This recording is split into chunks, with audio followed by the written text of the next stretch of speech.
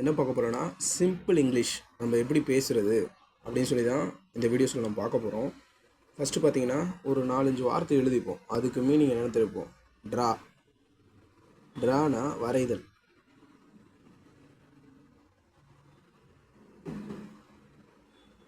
ஓகேவா? அதுக்கப்புறம் drink,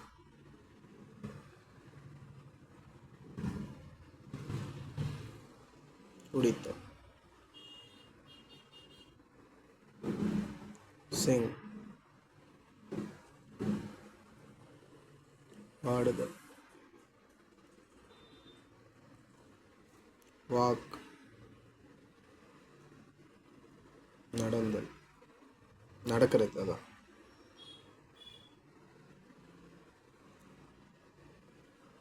play,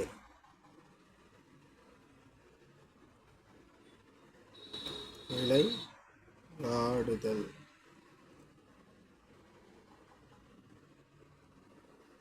இப்போ இந்த 5 வார்த்தையை வச்சு சிம்பிளாக சென்டென்ஸ் நம்ம வந்து ஃபார்ம் பண்ண போகிறோம் இங்கிலீஷில். எப்படின்னா, I draw this picture. I draw this picture. இந்த படத்தை நான் வரைந்தேன். இதோட மீனிங் என்னென்னா, இந்த படத்தை நான் வரைந்தேன், அதுதான். ஓகேங்களா? எப்பயுமே ஆக்டிவ் வாய்ஸ் பேசிவ் வாய்ஸ் சொல்லியிருக்கோம் இங்கிலீஷில். அதை வச்சு நம்ம கன்ஃபியூஸ் பண்ணிக்க வேணாம். அது என்னன்றதை நம்ம அப்புறமா பார்ப்போம். முதல்ல பார்த்தீங்கன்னா ஒரு சிம்பிள் சென்டென்ஸ் எப்படி ஃபார்ம் பண்ணுறது அப்படின்றது தான். ஓகேங்களா? I draw this picture. இப்போ இந்த ட்ரா இருக்கிற இடத்துல இது வந்து ஒரு வர்பு. ஓகேங்களா? நம்ம வந்து செய்கிற வேலையை குறிக்கிறது. ஓகேங்களா? I drink this coffee. ஓகேவா? I drink this coffee. ஓகேவா? I sing this song. அவ்வளோதான். வர்புனா ஒரு வினையை குறிக்கிறது, அதாவது நம்ம செய்கிற செயலை. அதை வச்சு நம்ம அப்படியே ஃப்ரேம் பண்ண வேண்டியதுதான். ஐ sing this song.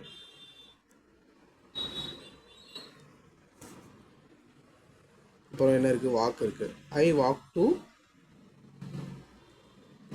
My home. உங்களுக்கு வேறு எதுவுமே தெரிய தேவையில்ல.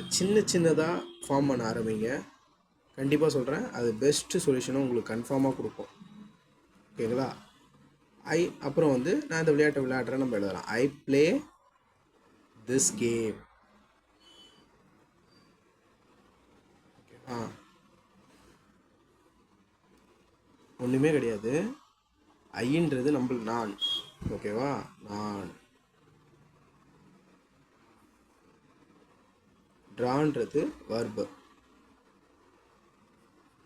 இதை வந்து சப்ஜெக்ட்னு சொல்லுவாங்க. ஓகேங்களா? சப்ஜெக்ட் ஃபஸ்ட்டு வரும். சப்ஜெக்ட் தான் நம்ம வர்பு. ஓகேங்களா? இது 2 தான்.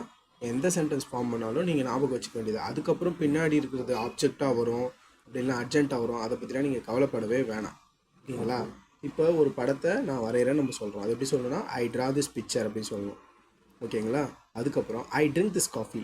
இந்த காஃபியை நான் குடிக்கிறேன் அப்படின்னு சொல்லிட்டு நம்ம சொல்கிறோம். அப்புறம் ஐ சிங் திஸ் சாங். இந்த பாடலை நான் பாடுகிறேன் அப்படின்னு சொல்கிறோம். ஓகேங்களா? இப்போ I walk to my home. நான் என் வீட்டுக்கு நடந்து போகிறேன் அப்படின்னு சொல்கிறோம். இப்போ ஐ ப்ளே திஸ் கேம். நான் இந்த விளையாட்டை விளையாடுறேன் அப்படின்னு சொல்லி நம்ம சொல்கிறோம். ஓகேங்களா? சிம்பிள் சென்டென்ஸ் தான். இதே மாதிரி நீங்கள் ஒரு 5 வார்த்தையை எழுதுங்க. அதுக்கு எப்படி சென்டென்ஸ் ஃபார்ம் பண்ணணும்னு சொல்லி பாருங்கள். பார்த்துட்டு பண்ணி பாருங்கள். நிச்சயமாக சொல்கிறேன், யூஸ்ஃபுல்லாக இருக்கும்.